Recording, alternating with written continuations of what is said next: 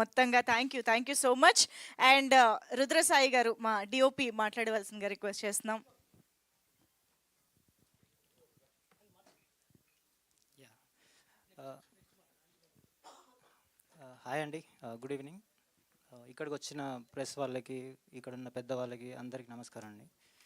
నేను డిఓపిని ఈ సినిమాకి. సో సినిమా అయితే చాలా బాగా వచ్చింది. ఈ సినిమా ట్రీజర్ రిలీజ్ అయిన తర్వాత మేము ఎక్స్పెక్ట్ చేయలేదు ఇంత వైరల్ అవుతుంది అని చెప్పేసి. సో నాకు నా ఫ్రెండ్స్, ఫ్యామిలీ వాళ్ళు అందరు మెసేజ్ చేస్తూ ఉన్నారు, ఏంట్రా ఇలాంటి సినిమా చేసావు నువ్వు, నీ క్యారెక్టర్ అది కాదు, నీ పర్సనాలిటీ అది కాదు అని చెప్పేసి.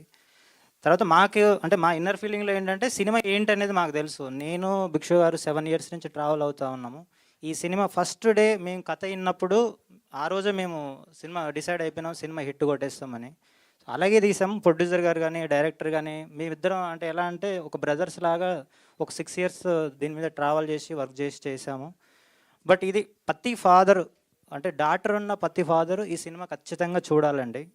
ఎందుకంటే అంటే డాటర్ అన్నప్పుడు కొన్ని ఎక్స్పెక్టేషన్స్ ఉంటాయి. అవి అంటే ఇప్పుడున్న జెన్జీ బ్యాచ్ డిజిటల్కి అంటే మొబైల్స్ ఎలా దాన్ని వాడుతున్నారు, లేదంటే సొసైటీలో ఎలా ఉంది, సొసైటీ వల్ల అమ్మాయిలు ఎలా మారుతున్నారు అనేది సినిమాలో చాలా బాగా చూపెట్టాము. సినిమాని మీరు రాంగ్ వేలో సినిమా చూడొద్దు అనేది నా ఫీలింగ్. సినిమా అయితే చాలా బాగుంది, మీరు చూడాలని నేను మీరు మీ సపోర్టు చాలా బాగా వచ్చింది. మేము ఇంత ఎక్స్పెక్ట్ చేయలేదు మాకు ఇంత బూస్టప్ వస్తుందని చెప్పేసి. సో థ్యాంక్ యూ అండి. ఈ సినిమాకి పనిచేసిన ఆర్టిస్టులు కావచ్చు, టెక్నీషియన్స్ కావచ్చు, బ్యాక్ క్రూ కావచ్చు, అంటే చాలా హెల్తీగా పనిచేసాము. అంటే ఇంత డిస్టర్బెన్స్ లేదు ఈ సినిమాలో. తర్వాత ఈ సినిమాకి మెయిన్ ప్రాణం చరణ్ అర్జున్ అన్న. ఆయన మేము ఎడిట్ చేసినప్పుడు కొన్ని అంటే వేరే సాంగ్స్ వేసి ఎడిట్ చేసాము. అది చూసినప్పుడు మేము అనుకున్నాం ఈ లెవెల్కి సినిమా వెళ్తుందా లేదని. బట్ అన్న నెక్స్ట్ లెవెల్ తీసుకెళ్ళిపోయాడు సినిమాని. తర్వాత మా ప్రొడ్యూసర్ సార్ ఎట్లా అంటే నాకు కొంచెం గురువు లాంటివాడు అనమాట. సో ఏదన్నా డౌన్లో ఉన్నప్పుడు స్పిరిచువల్గా కావచ్చు, మోటివేషన్గా కావచ్చు, సార్ అసలు నెక్స్ట్ లెవెల్ తీసుకెళ్ళిపోతాడు. బట్ సార్ నుంచి నేర్చుకుంది ఏంటంటే ఓపిక.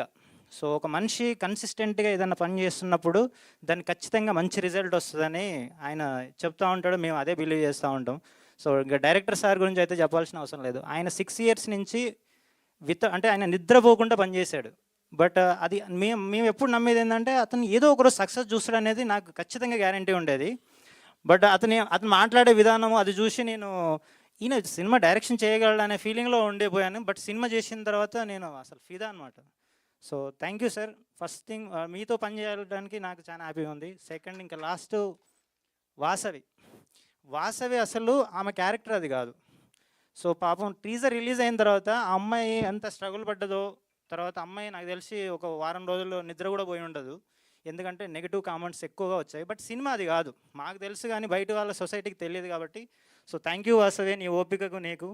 తర్వాత మా hero, thank you bro, super performance. Thank you అండి. తర్వాత బెక్కం సార్, ఇలాంటి సినిమాని బెక్కం సార్ లాంటి వాళ్ళు, సురేష్ బాబు సార్ లాంటి వాళ్ళు ఉంటే ప్రొడ్యూసర్ లాంటి వాడు ఒక చెట్టులాగా నిలబడిపోతాడు అనేది. థ్యాంక్ యూ అండి, thank you. Me time waste చేసినందుకు థ్యాంక్ యూ. ఇంత చక్కగా మాట్లాడారు కదండి. Thank you so much. Sir Anji గారికి ఇచ్చేసేయండి.